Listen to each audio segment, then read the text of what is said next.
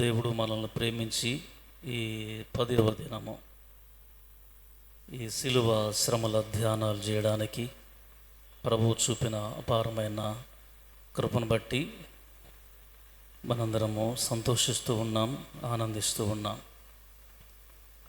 ఈ శిలువ శ్రమల ధ్యానాలు, ఈ లెంట్ డేస్ ఎంతమందికి ఆశీర్వాదకరంగా ఉన్నాయి? ఆశీర్వాదకరంగా లేవు అన్న వాళ్ళు ఎవరన్నా ఉన్నారా?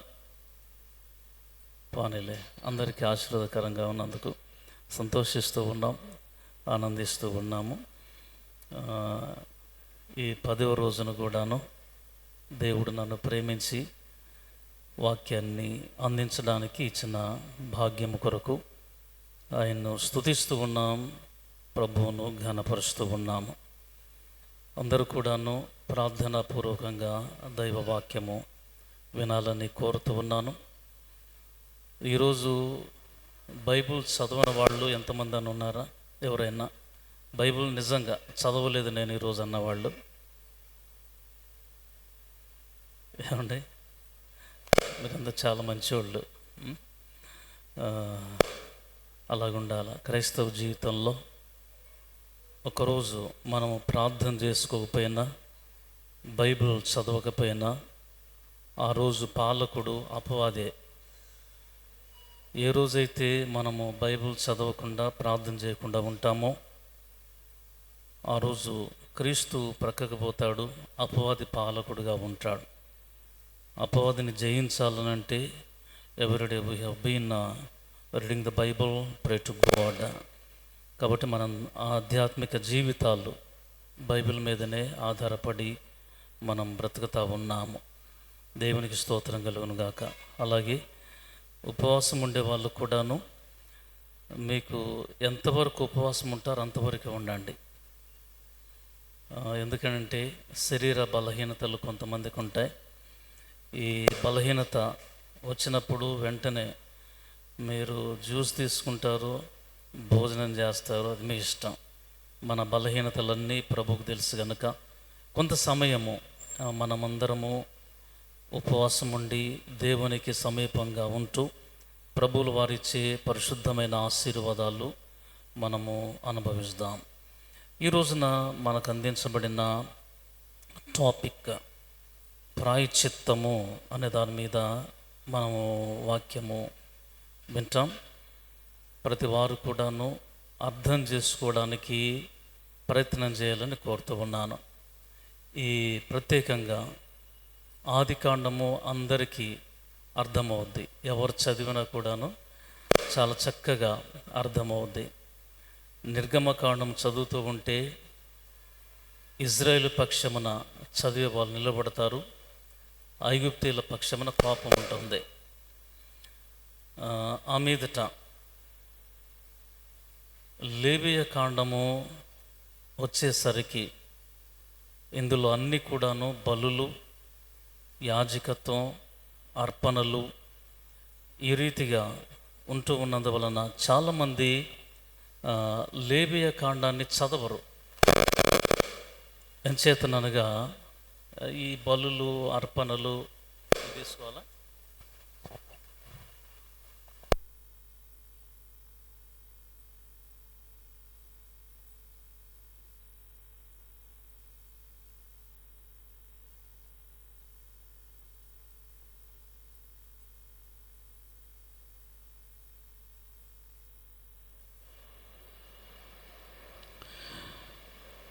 ఈ బలులు, అర్పణలు, యాజకులు చేసే పనులు, కోడెలు, మేకలు, గొర్రెలు, వీటి గురించి ఎక్కువగా రాయబడుతున్న వలన ఇవి నాకు సంబంధం లేదని దాన్ని పేపర్ తిప్పేసేవాళ్ళు చాలామంది ఉంటారు. కానీ ఇందులోనే మనకి రక్షణ, క్షేమము, పరిశుద్ధత కలుగు చేసేవి ఉంటూ ఉన్నాయి. లేవియ కాండము 16వ అధ్యాయము 33వ వచనంలో అతడు అతి పరిశుద్ధముగానున్న మందిరమునకును, ప్రత్యక్షపు గుడారమునకును, బలిపీఠమునకును ప్రాయశ్చిత్తము చేయవలెను. మరియు అతడు యాజకుల నిమిత్తమును సమాజము నిమిత్తమును ప్రాయశ్చిత్తము చేయవలెను అని ఈ దైవజనుడైన మోషే ఇజ్రాయిలుకు ప్రాయశ్చిత్తము కలగడానికి లేవీయులకు తెలియజేస్తూ ఉన్నాడు. ఇది లేవీయులు చేసే నిత్యమైన కట్టడ. ఇది దేవుడు విధించిన చట్టము. ఈ చట్టాన్ని ఏ ఒక్కరు కూడాను వ్యతిరేకించడానికి వీల్లేదు. ఒకవేళ ఎవరైతే వ్యతిరేకిస్తారో అట్టి వారిని దేవుని ప్రజల్లో నుండి కొట్టివేస్తారు. కొట్టివేయబడకుండా ఉండవలనంటే తప్పనిసరిగా ఇశ్రాయేలు ప్రజలందరూ కూడా సంవత్సరానికి ఒకసారి దేవుని మందిరములోనికి వెళ్ళి వారి కుటుంబము తరపున ప్రాయశ్చిత్తము చేయబడాల. అప్పుడే వారి ఆధ్యాత్మిక జీవితం దేవుడిచ్చిన వాగ్దాన భూమిలో ఆశీర్వాదకరంగా ఉంటారు. అందువలన ఈ శ్రేష్టమైన మాటల్లో రాయబడిన సత్యాలను మనము చూస్తే, అహరోను దేవుని యందు నిరీక్షణ కలిగిన వాడై ఏర్పాటు చేయబడినందువలన వారి యొక్క తమ్ముడైన మోషే ద్వారా అన్నకు యాజకుడిగా ఉండడానికి దేవుడు ఏర్పాటు చేస్తే వారికి ఇవ్వబడిన ఆజ్ఞలు. అందుకనే he shall make an atonement for the holy sanctuary and congregation and the holy altar and the priest at the same time all the Israelites అనే మాట రాయడం జరిగింది. కాబట్టి మొదటిగా యాజకుడు ప్రాయశ్చిత్తము చేసుకోవాల. రెండవది, దేవుని మందిరములో సేవ చేస్తున్నందువలన మందిరాన్ని దేవుని కోసము ప్రాయశ్చిత్తము చేయాల. ఆ రీతిగానే దేవుని మందిరంలో ఉన్న బలిపీఠము ఆల్టర్ని ప్రాయశ్చిత్తం చేయాల. ఈ రీతిగా దేవుని మందిరంలోనికి వస్తూ ఉన్న ప్రజలందరూ అనుదినము అనునిత్యము వారు ప్రాయశ్చిత్తులుగా చేయబడాల. ప్రాయశ్చిత్తము అనే మాటకి మనము కొన్ని అర్థాలు మనం చూస్తాం. అటోన్ అనే మాట వాడారు. అటోన్ అనగా టు ఫర్గివ్ అని అర్థం. దీనిని ప్రాయశ్చిత్తము, పరిహారము, పాప నివృత్తి అని అంటారు. ప్రాయశ్చిత్తము అనేది పాపము చేసిన దానికి నివృత్తి పొందుకోవడం, పరిశుద్ధత కలిగి ఉండడం, క్షమాపణ పొందుకోవడం. అందుచేతనే దీనిని ఈ పాపముల నుండి క్షమించబడడం. చాలాసార్లు తెలియక ఎంతోమంది అపరాధం చేస్తూ ఉంటారు. ఆదాము చేసిన అపరాధం ఏమిటి అనగా నిబంధన మీరాడు. దేవుడు ఇచ్చిన ఈ కవనెంట్ నిబంధనను మీరాడు. ఆదాముతో దేవుడు చేసిన నిబంధన ఏమిటి అనగా, ఆ రోజుల్లో ఏమి వ్రాతలు ఇట్లాంటివి లేవు. దేవదేవుడు ఆజ్ఞ మాత్రం ఇచ్చాడు. ఆయన ఆజ్ఞను శిరసావహించక మీరడం జరిగింది. అనగా దేవునితో ఉండవలసిన ఆ పరిశుద్ధ సహవాసాన్ని ఆయన తృణీకరించాడు. దేవుడైన ప్రభువుల వారు చల్లని పూట ఆయన తోటలో సంచారం చేస్తూ ఉన్నప్పుడు, ఎప్పుడైతే దేవుడు దేవుని తోటలోనికి వస్తూ ఉంటాడో ఆదాముకి హవ్వకి అర్థమైపోతూ ఉంది, ఆహా ప్రభువుల వారు చల్లని పూట వస్తూ ఉన్నాడు అనని. వారు వచ్చినప్పుడు సహజంగా భక్తులు తెలియజేసిన రీతిగా ప్రాణ స్నేహితులు ఎంత కలిసి మాట్లాడుకుంటారో ఆ రీతిగా వారు జీవించారు. కారణం ఏంటనగా, ఆదాము హవ్వలకి దేవుని దూతలకు లేని భాగ్యము ఆదాముకు హవ్వకు దేవుడు ప్రసాదించాడు. దేవుని దూతలు ఎన్నడూ కూడా దేవుణ్ణి వారు చూడలేదు. కారణం ఏంటనగా మహాదూతలు ఉన్నారు, కెరూబులు సెరాపులు ఉన్నారు. వారు 2 రెక్కలతో తమ ముఖాన్ని కప్పుకుంటారు, 2 రెక్కలతో శరీరాన్ని కప్పుకుంటారు, 2 రెక్కలతో వారు ఎగురుచూ ఉండి దేవుడు తెలియచేసిన మాటలను ప్రకటించడానికి వార్తాహరులు కొందరున్నారు. ఆయన స్తుతించేవారు లెక్కించలేనంత గొప్ప సమూహముగా దేవుని దూతలు ఉన్నారు. అయితే వారు దేవునితో స్నేహం చేయడానికి దేవుడు అధికారం ఇవ్వలేదు. దేవుడు మనుషులకి అధికారం ఇచ్చాడు స్నేహముగా ఉండడానికి. కానీ అది ఎంతకాలము వారికి ఉండలేదు. కారణం ఏంటనగా అపవాది ఈ స్నేహాన్ని చెడగొట్టినందువలన దేవునికి దూరమైనారు. తిరిగి దేవుడు తన వారి యొద్దకు తీసుకోవడానికి, దేవుని యొద్దకు తీసుకోవడానికి తిరిగి ఆ పరిశుద్ధ సహవాసమును కలిగి ఉండడం కోసము ఒకే ఒక్క సాధనం పెట్టినాడు. దానిని ప్రాయశ్చిత్తము అన్నారు.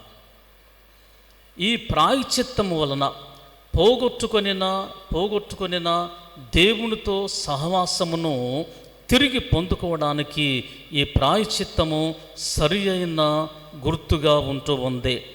కనుక మన ఆధ్యాత్మిక దైనందిన జీవితాల్లో ప్రాయశ్చిత్తము చేయటము వలన గతించిన పాత జీవితము మరువబడి కొత్త జీవితము దేవునితో సహవాసం కలిగి ఉండడానికి, దేవుని కుమారులుగా ఉండడానికి, దేవునితో నడవడానికి కృపను అనుగ్రహిస్తాడు. అందుకనే ఆదాముకి దేవుని కుమారుడు అని చెప్పబడింది. ఆదాముకి తల్లిదండ్రులు లేరు, అత్తమామలు లేరు, తోబుట్టువులు లేరు. ఆయనకు దేవుడే తండ్రి, ఆయనే అన్ని. అంచేత అవన్నీ కోల్పోయినాడు. తిరిగి దేవుని యొద్దకు రావాలనంటే తప్పనిసరిగా ఆయన ఈ శ్రేష్టమైన ప్రాయశ్చిత్తము చెయ్యాల. కానీ ఆదాము చేయలేదు, కానీ దేవుడు చేశాడు. వారికి చర్మపు చొక్కాయిలను ఇచ్చినందువలన దేవుడే ప్రాయశ్చిత్తం చేశాడు. ఇది పరిశుద్ధ బైబిల్ గ్రంథంలో ద గ్రేట్ సీక్రెట్.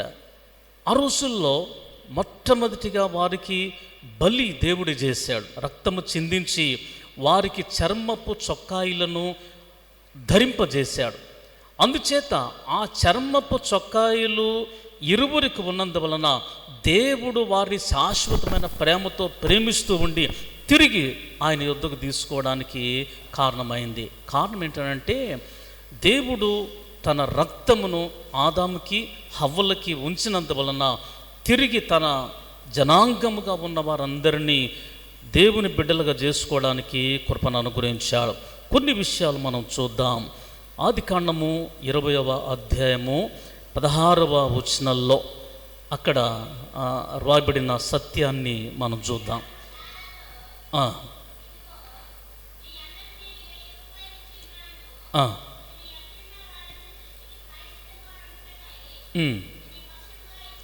ఇది నీ పక్షముగా ఇచ్చి ఉన్నాను, ఈ విషయం అంతటిలో నీకు న్యాయము తీరిపోయినది అని అబీమెలెకు తెలియజేస్తాడు. కరువు సంభవించింది. వారు ప్రయాణం చేస్తూ ఉన్నారు. అబ్రహాము, శారా వారు ఇరువురు ప్రయాణం చేస్తూ ఉన్నారు. గెరారు దేశంలోనికి వెళ్ళారు. గెరారు దేశంలోనికి వెళుతూ ఉండగా ఆ రోజుల్లో శారా చాలా అందమైంది. ఆయనే చెప్పాడు, కారణం ఏంటంటే నువ్వు చాలా అందంగా ఉన్నావు, నిన్ను ఎవరైనా స్వీకరించి నన్ను చంపేయవచ్చు. కారణం ఏంటంటే నా భార్య అని తెలియజేస్తే ఆ రోజుల్లో ఏ విధమైన చట్టాలు లేవు. ఎవరికి నచ్చినట్లుగా వారికి ఇష్టమైన వారిని పెళ్లి చేసుకోవచ్చు. అందుకనే ఆయన అంటాడు, నిన్ను బ్రతికించి నన్ను చంపేస్తారు కాబట్టి నీవు నా చెల్లెలు అని చెప్పి నేను అన్నానని చెప్తానని అంటాడు. సరే, గెరారు ప్రాంతం వెళ్ళిన తర్వాత రాజైన అబీమెలెకు తెలియజేశారు, ఎవరో పరదేశులు వచ్చారు, ఆమె చాలా అందమైంది, మన దేశంలో అలాంటిది లేదని చెప్పారు ఆయనకి. కారణం ఏంటంటే రాజులు, సామంత రాజులు, చక్రవర్తులు పాలన. ఆ రోజుల్లో చిన్న చిన్న రాజ్యాలు, ఒక 10 ఇళ్ళు ఉన్నాయంటే ఒక సామంత రాజుగా ఉండేవాడు. ఒక 50 ఇళ్ళు ఉన్నవంటే ఆయన రాజుగా ఉండేవాడు. 100 ఇళ్ళు ఉన్నట్టే చక్రవర్తి ఆ రోజులలో. కారణం ఏంటనంటే జనము ఎక్కువగా లేరు. అందువలన అబీమెలెకు ఆయన ఎదుట పొగిడినప్పుడు అందంగా ఉన్న వాళ్ళందరినీ రాజులకు తీసుకొని వచ్చి వదిలిపెట్టి వెళ్ళిపోయేవారు. ఒకవేళ రాజు పరిపాలనలో ఆ రాజ్యములు లేకపోతే ఆ రోజుల్లో ఒక రాజు ఖడ్గమును ఆ ఇంట్లో పెట్టి వెళ్ళేవాళ్ళు, రాజు ప్యాలెస్లు పెట్టేవాళ్ళు. ఎవరైనా ఆ దేశంలో అందమైన వాళ్ళు పుడితే కత్తికి పెళ్లి చేసి రాజు భార్య అని చెప్పేసి వెళ్ళిపోయేవాళ్ళు. ఆయన వచ్చిన తర్వాత చెప్పేవాళ్ళు, ఇదిగో చాలామంది నీకు భార్యలను ఏర్పాటు చేశారని. కత్తికి తలంబరాలు అనేవాళ్ళు. ఇది చరిత్రలో అరాతిగా జరిగింది. ఎప్పుడైతే అబీమెలెకు యొద్ద శారాను పొగిడినారో ఆమెను తీసుకొని వచ్చి ఇంట్లో పెట్టాడు. అక్కడ జరిగింది. దేవుడు ఒకరి భార్యను తీసుకొని వచ్చి ఇంటిలో పెట్టినందువలన దేవుడు ఈ అబీమెలెకుకు కలిగిన భార్యలను ఆయన ఏర్పాటు చేసుకుని మనం చూస్తాం. ఆ స్థలములో 17వ వచనములో చూస్తే అతని దాసీలను అనే మాట వాడతారు. అంటే ఎక్కువ మంది భార్యలు, వారిని కూడాను దేవుడు మొత్తాడు. పిల్లలు కనకుండా దేవుడు వారిని అనేకమైన వ్యాధులతో, నయమకాని జబ్బులతో దేవుడు మొత్తాడు. మొత్తినంత వలన అప్పుడు తెలిసింది ఈ శారా తనకి చెల్లెలు కాదు, తన భార్య అని తెలిసింది. పిలిపించాడు. ఏమయ్యా ఎందుకు అలా చేసావు అంటే అబ్రహాం తెలియజేశాడు, మీ రాజ్యములో దేవుని భయం లేదు, దేవుని భయము ఎంత మాత్రము కూడా లేదు. కారణం ఏంటంటే అందరూ విచ్చలవిడిగా తిరుగుచూ ఉన్నారు, ఎవరు ఇష్టానుసారముగా వారు బ్రతుకుచూ ఉన్నారు. కాబట్టి నా భార్య అని తెలియజేస్తే నన్ను చంపివేసి నా భార్యను మీరు తీసుకొని వెళ్ళిపోతారని నేను తెలియజేసినాను అంటాడు. నీవు అలా చేయడం కుదరదు అయ్యా, ఎందుకనంటే చూసావా నా జీవితంలో, నా బ్రతుకుల్లో, నా రాజ్యములో మొట్టమొదటిగా నా భార్యలకు దేవుడు గర్భఫలాన్ని మూసివేశాడు. అలాగే నాకు కలిగిన దాసీలను కూడాను అందరూ స్వస్థత లేని వాళ్ళుగా వ్యాధులతో ఉంటూ ఉన్నారని తెలియజేశాడు. అందువలన అబ్రహామును తన వారిని పిలిపించి తెలియజేస్తూ అంటాడు ఈ మాటలో, అతడు శారాతో, ఇదిగో నీ అన్నకు నేను 1000 రూపాయలు ఇచ్చి ఉన్నాను, ఇది నీ యొద్దనున్న వారందరి దృష్టికి ప్రాయశ్చిత్తముగా ఉండుటకై నీ పక్షముగా ఇచ్చి ఉన్నాను తెలియజేస్తాడు. అంటే ప్రాయశ్చిత్తముగా ఉండడానికి ఆ రోజుల్లో 1000 వెండి నాణెములను ఇచ్చాడు. 1000 వెండి నాణెములు ఇచ్చినందువలన అది ప్రాయశ్చిత్తంగా మారింది. ప్రాయశ్చిత్తం తీరలా. 1000 రూపాయలు వెండి రూపాయలు ఇచ్చాడు, కానీ ఆ అబీమెలెకు రాజు కుటుంబంలో ప్రాయశ్చిత్తం తీరలేదు. ఎప్పుడైతే అబ్రహాము దేవుని ప్రార్థించి దేవుడు అబీమెలెకును బాగు చేయమని ప్రార్థన చేయగా ఆ ప్రార్థన దేవుడు అంగీకరించి వారిని బాగు చేశాడు.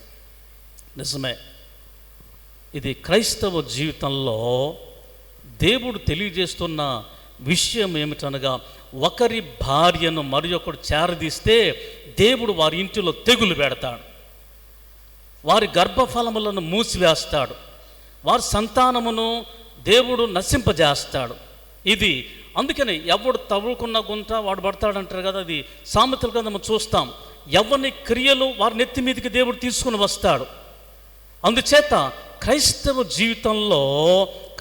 జీవితంలో ఇక మీదట మనకు ప్రాయశ్చిత్తము ఆ రోజుల్లో 1000 రూపాయలు ఇచ్చేది, లేకపోతే పొలాలు రాసిచ్చేది, ఒకవేళ ఇల్లు రాసిచ్చేది, ఇట్లాంటివి లేదు.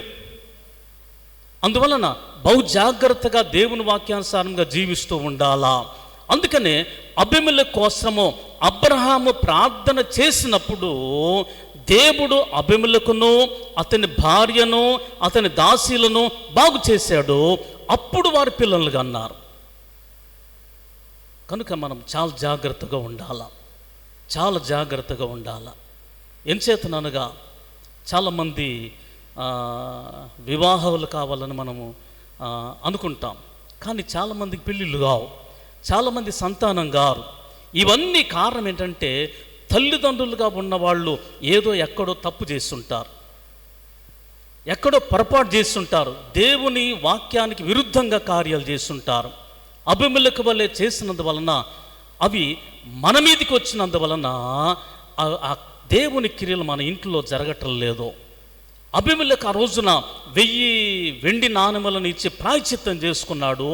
ఆ 1000 రూకలు ఆయన అంటే ముట్టలేదు. శారాని ఏమనలేదు, ఆమె తప్పు చేయలా. కానీ దేవుడు తప్పు చేయకుండా వారిని మొత్తినందువలన 1000 రూకలు తీసుకొని అబ్రహాము ప్రార్థన చేసినప్పుడు దేవుడు బాగు చేశాడు. ప్రాయశ్చిత్తము జరగాల, ప్రాయశ్చిత్త బలి మనం అర్పించాలా. దేవునికి స్తోత్రం కలుగునుగాక. నిర్గమకాండము 32వ అధ్యాయము 30వ వచనంలో అక్కడ మనము చూస్తే, మరునాడు మోషే ప్రజలతో, మీరు గొప్ప పాపము చేస్తారు గనుక యెహోవా యొద్దకు కొండ ఎక్కి వెళ్ళెదను, ఒకవేళ మీ పాపమునకు ప్రాయశ్చిత్తము కలుగునేమో అని తెలియజేస్తాడు. ఇశ్రాయేలు ప్రజలు దేవుని రాజ్యము అనగా వాగ్దాన భూమికి వస్తూ ఉన్నారు. మోషే తెలియజేశాడు, దేవుడు నన్ను తన కొండకు రమ్మంటున్నాడని 40 రోజులు వెళ్ళాడు. ఆయన 40 రాత్రింబవళ్ళు కొండ మీద దేవునితో గడిపాడు. నీళ్లు లేవు, ఆహారం లేదు, దేవునితో గడిపాడు. ఆ 40 దినాలలో 10 ఆజ్ఞలను దేవుడిచ్చాడు. అవి తీసుకొని వస్తూ ఉండగా మనుషులందరూ కూడా అహరోను మీద తిరుగుబాటు చేశారు. అసలు మోషే అనేవాడు ఏమైపోయినాడు మాకు తెలియదు, మోషే అనేవాడు ఎక్కడికి వెళ్ళాడు తెలియదు, మమ్మల్ని తీసుకొని వచ్చి ఎడారిలో కొండ ప్రాంతాలలో విడిచిపెట్టిపోయినాడు, మాకు నడిపించడానికి దేవుడు కావాలా అని వారు అడిగారు. వారు అడిగితే వారి బాధ పెట్టిన దానికి తట్టుకోలేక అందరి స్త్రీలకు ఉన్న కమ్మలు కావచ్చు, ముక్కు కమ్మలు కావచ్చు, కాళ్ళకు ఉన్నాయి కావచ్చు, చేతులకు ఉన్నాయి కావచ్చు, వెండి బంగారములను తీసుకుని వచ్చి ఆయనకి ఇస్తే ఆయన ఒక మంచి దూడను తయారు చేశారు. ఆ దూడ ముందు వారు అంటే ఐగుప్తు దేశంలో ఉన్న సాంప్రదాయము, పరిసర ప్రాంతాల్లో ఉన్న అన్యుల ఆచారాల ప్రకారముగా ఆ దూడను దేవునిగా భావించి వారు గంతులు వేస్తూ ఉన్నారు, త్రాగుచూ ఉన్నారు, తింటూ ఉన్నారు, మన దేవుడు అని తెలియజేస్తూ ఉన్నారు. అది దేవునికి ఇష్టం కాలేదు. మోషే ఇశ్రాయేలు ప్రజల దగ్గరకు వచ్చి తెలియజేశాడు, దేవుని పక్షమున నా పక్షమున ఉన్న వాళ్ళు నా యుద్ధకు రండి.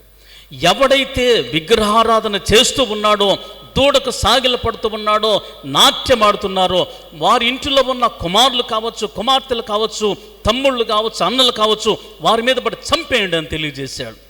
3000 మందిని చంపేశారు. కానీ దేవుడు ఆ కోపం వారి మీద ఇంకా తీరలా. అంటాడు, నేను వెళ్ళి మీకు ప్రాయశ్చిత్తం కలుగుద్దేమో దేవుని అడుగుతానని తెలియజేస్తాడు.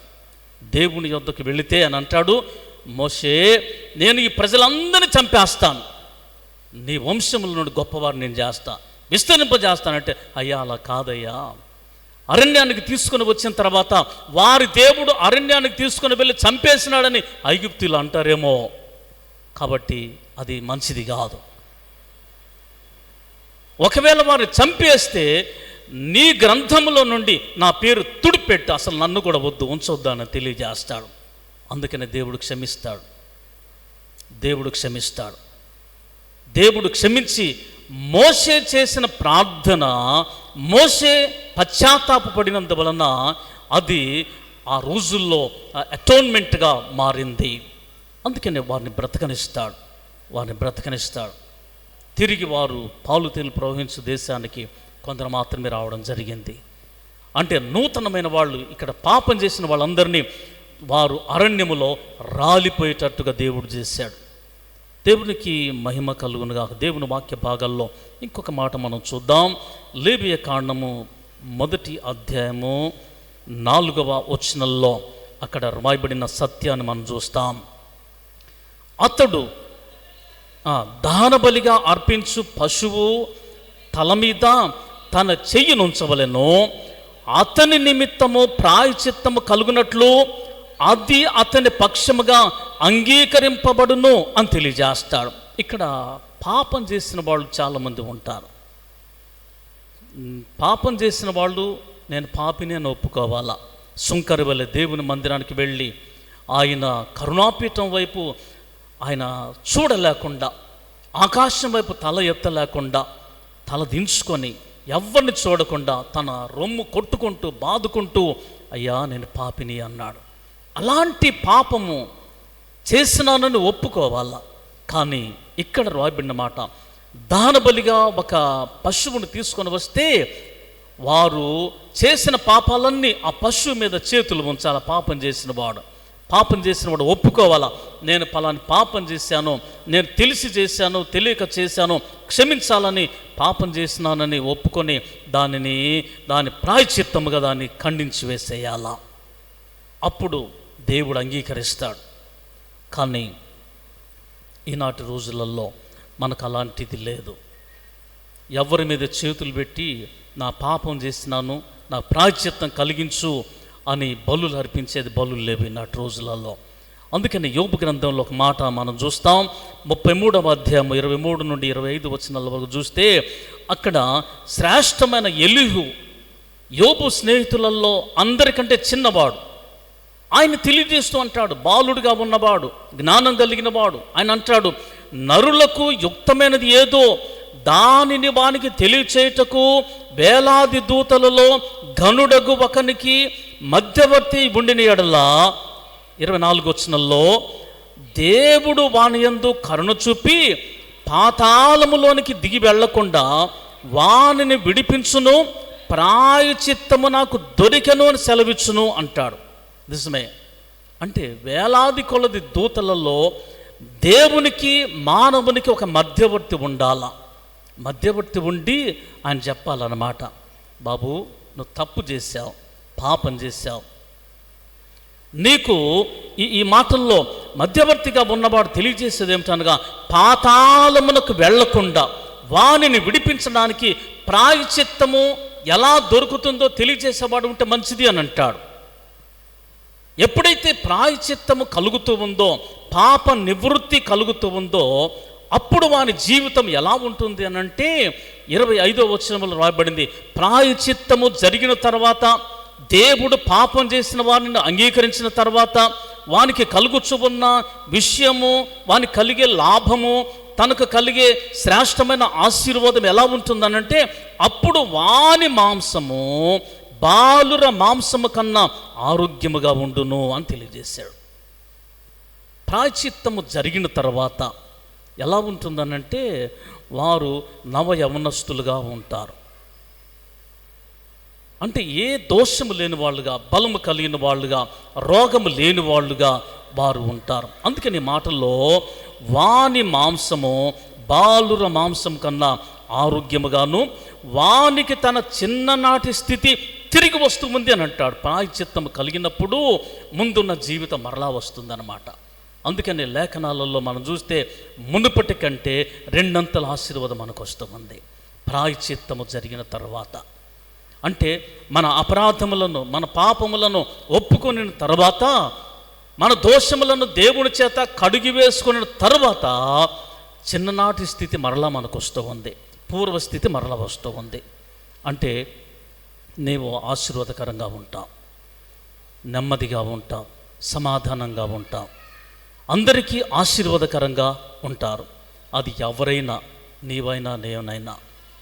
కనుక నీకు నాకు మనందరికీ ప్రాయచిత్తము జరగాల, ప్రాయచిత్తము దేవుడు మనకు జరిగించాల.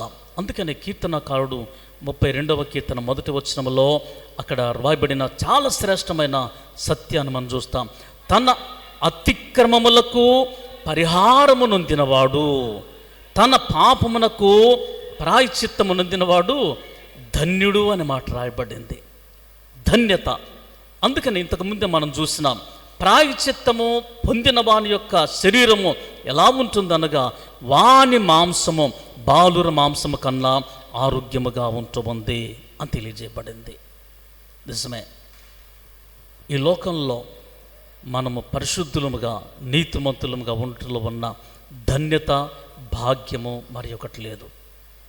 దేవుని మందిరానికి వచ్చి అపరాధముతో, పాపముతో, శాపములతో మనం ఈ స్థలానికి వచ్చి అలాగే వెళ్ళిపోతే ఏం ప్రయోజనం ఉండదు. ఈ స్థలానికి వచ్చిన తర్వాత మనల్ని నీతిమంతులుగా, పరిశుద్ధులుగా దేవుడు మనల్ని పవిత్రులుగా చేసి ఆరోగ్యవంతులుగా రక్షించబడిన వాళ్ళముగా ఆయన చేసి పంపుటలోనే మనకు ధన్యత ఉంటూ ఉంది. అందుకని కీర్తనకారుడు అంటాడు, తన అతిక్రమములకు పరిహారము నొందినవాడు, తన పాపమునకు ప్రాయశ్చిత్తము నొందినవాడు ధన్యుడు అనే మాట రాయబడింది. అందుకనే blessed is who transgression is forgiven, whose sin is covered అనే మాట రాయబడింది. నిజమే, ఎప్పుడైతే మన పాపం ఒప్పుకుంటామో దేవుడు మన పాపం కప్పివేస్తాడు, అంటే తన రక్తముతో కడిగి వేస్తాడు. ఇక పాపాలు కనపడవు, అతిక్రమాలు కనపడవు, వారు దేవుని బిడ్డలుగా ఉంటారు. ఒకసారి జరిగిన సంఘటన చెప్పి నేను క్లోజ్ చేస్తాను. అమెరికా దేశంలో నేషనల్ పార్క్ అనేది ఒకటి ఉంది. ఆ రోజుల్లో బాగా ఎండలు ఉన్నప్పుడు ఈ జియోగ్రఫికల్ వాళ్ళు వెళ్ళి చూస్తూ ఉన్నారు, అసలు ఇందులో ఎలాంటి జంతువులు ఉన్నాయి, ఎలాంటి పక్షులు ఉన్నాయి, ఎలాంటి ప్రపంచంలో వింతలు విశేషాలతో గొలిపే ఈ జంతువులు ఎలా ఉన్నాయని చూడడానికి వెళ్ళారు. వాళ్ళు చిన్నపాటి హెలికాప్టర్ వేసుకుని అక్కడికి వెళ్ళిన తర్వాత చాలా కాలము ఆ ప్రాంతంలో గుడారాలు వేసుకుని ఉన్నారు. ఒకరోజు ఈ నేషనల్ పార్క్ అంతా కాలిపోతూ ఉంది. ఆ మంటలు చెలరేగిపోయి చాలా కాలం కాలుతూ ఉన్నాయి.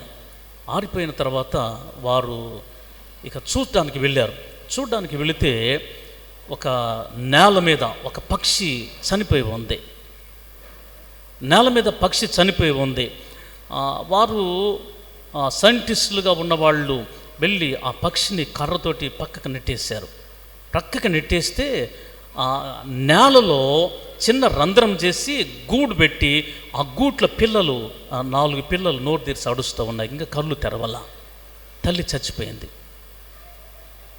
వారు తెలియజేశారు అమెరికా దేశానికి, మేము నేషనల్ పార్క్ వెళ్ళిన తర్వాత ఆ ప్రాంతమంతా మంటలు చెలరేగి ఉన్నప్పుడు తన పిల్లల్ని కాపాడుకోవడానికి తల్లి అలాగే పిల్లల మీద పడుకొని తల్లి కాలిపోయి చచ్చిపోయింది, దాని అడుగున పిల్లలు ఉన్నాయి అని ఆ 4 పిల్లల్ని తీసుకొని వెళ్ళి జూవుకు తీసుకొని వెళ్ళి వాటిని పెంచి పెద్ద చేసి దాని వంశాన్ని అభివృద్ధి చేశారు. ఎందుకు చెప్తున్నానంటే, ప్రభు అయిన దేవుడు మనము పాపముల చేత అపరాధముల చేత చచ్చిపోయి ఉండగా ఎన్నిసార్లు అపరాధం చేస్తూ ఉన్నా బలులు అర్పిస్తూ ఉన్నారు, ప్రాయశ్చిత్తము పొందుకోవాలని చూస్తున్నారు. బలులు అర్పించడం, పాపం చేయడం, ప్రాయశ్చిత్త బలులు అర్పించడం, మరలా పాపం చేయడం, ఈ రీతిగా ప్రతి సంవత్సరం జరుగుతూ ఉండగా దేవుడు అంగీకరించలా.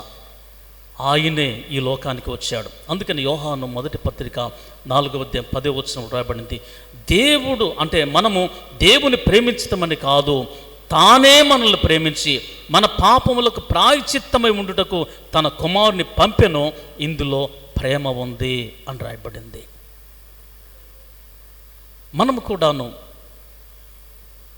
సరైన స్థితి లేని పాపములో, అంధకారములో, మరణాపాయ స్థితిలో ఉంటున్నాం. అందుకనే ఈ నేషనల్ పార్కులో మంటలు చెలరేగి అన్ని కాల్చివేస్తూ ఉండగా తన పిల్లల కోసం తల్లి ప్రాణం పెట్టిన రీతిగా యేసు ప్రభువుల వారు మన కోసం తండ్రిగా, రక్షకునిగా, కాపరిగా వచ్చి మన బ్రతికించడానికి ఆయన చనిపోయినాడు.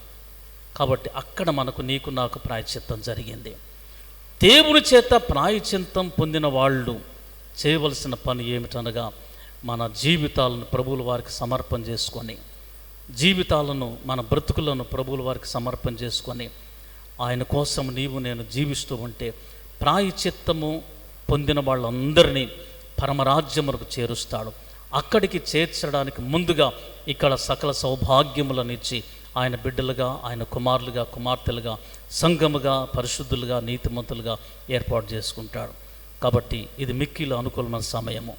నీ దోషములు, పాపములు, అతిక్రమాలు తొలగించుకోవడానికి ప్రభు అయిన యేసుక్రీస్తుల వారు కడిగి శుద్ధీకరణ కలుగు చేయడానికి ఆయన చేతులు చాపుతూ ఉండగా మనందరము కూడా ప్రభు యొక్క చేతుల్లోనికి వెళ్ళి ఆయన రక్తము చేత కడుగబడి ప్రాయశ్చిత్తం పొందుకొని పరిశుద్ధులముగా చేయబడదాం. తలలోంచుదాం, ప్రార్థన చేసుకుందాం. దేవుడు నీతో మాట్లాడితే, ఒకవేళ అభిమేలెకు వంటి మనస్సు నీకు ఉంటే ప్రభువుల వారిని క్షమాపణ కోరుకుందాం. ప్రభువా, తెలియక చేశాను, అపరాధం మన్నించు అని అడుగుదాం. అలాగే ఎవరైనా ఆ రోజుల్లో పాపమెరుగని పశువును తీసుకుని వచ్చి తల మీద చేతులు ఉంచి పాపాలను ఆ పశువు మీద మ్రోపేవాళ్ళు. కానీ నీ పాపములు, నా పాపములు, మనందరి పాపములు యేసు ప్రభువుల వారు ఆయన పొందుకొని తీసుకొని సిలువలో ప్రాణం పెట్టి మనందరికీ ప్రాయశ్చిత్త బలిగా ఆయనే పొందుకున్నాడు. ఆయన రక్తం వల్ల నీవు నేను శుద్ధీకరణ పొందుతూ ఉన్నాం. పోయిన ఆ శ్రేష్టమైన కవనెంట్ ప్రభు అయిన యేసుక్రీస్తు ద్వారా తిరిగి దేవునితో మనం కలుస్తూ ఉన్నాం. కుమారత్వము, ఆ రీతిగానే సహోదరత్వము, ఆయన కుమార్తెలుగా ఉండడానికి దేవుడు కృపనిచ్చాడు. ఈ సంఘం నిరంతరము ప్రాయశ్చిత్తము చేయబడిన పరిశుద్ధమైన సంఘముగా ఉండడానికి ప్రభు అంగీకరించి ఉన్నాడు. పరిశుద్ధుడైన మా ప్రభువా, మీకు స్తోత్రాలు తెలుస్తూ ఉన్నా. నిజమే నాయన, మా దోషములు ఎరుగకుండానే మా మీదికి వస్తూ ఉన్నాయి.